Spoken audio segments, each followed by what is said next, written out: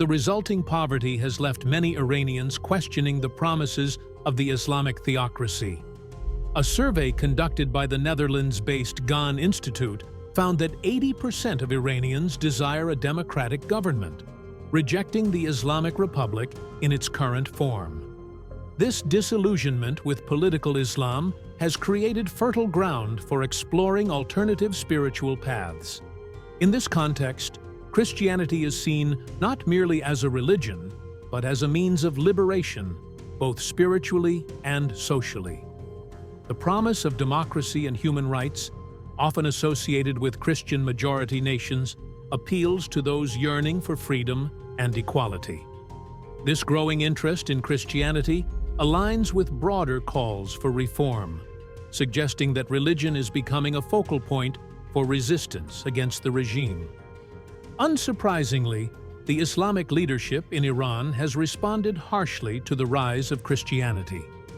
Conversion from Islam is forbidden, and apostates often face severe punishment, including imprisonment and even death. The government's attempts to suppress Christianity are part of a broader strategy to maintain control over the population. Despite these efforts, underground churches and digital platforms have become hubs for Christian worship and education, enabling the movement to grow despite the risks involved.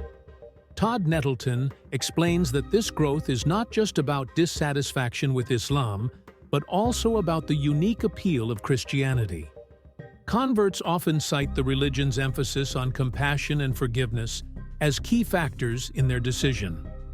For many, the idea of a personal relationship with God offers a sense of hope and agency absent in their previous religious experience. In a world where so many feel let down by those in power and crushed under the weight of systemic injustice, the teachings of Jesus stand out as a message of hope and compassion. The words from Matthew 11:28-30 have a way of speaking directly to the hearts of those who are struggling. "Come to me, all you who are weary and burdened, and I will give you rest. Take my yoke upon you and learn from me, for I am gentle and humble in heart, and you will find rest for your souls. For my yoke is easy, and my burden is light." These words aren't just comforting. They're a bold promise of peace and relief for people worn down by years of hardship. For many Iranians, they offer exactly what they've been searching for: a sense of freedom and solace in a system that seems to have abandoned them.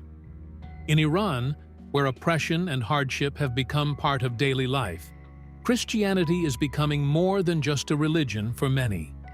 It's a symbol of personal freedom and a way to push back against a regime that ties religion and politics so tightly together. For those who feel trapped by the empty promises of the Islamic theocracy, turning to Jesus is like finding a way to breathe again.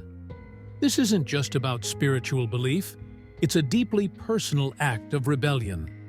Iran's government has built its power on strict interpretations of Islam, and converting to Christianity challenges that foundation. Choosing Christianity in Iran isn't just about faith, it's a statement. It says, "I reject the system that has failed me."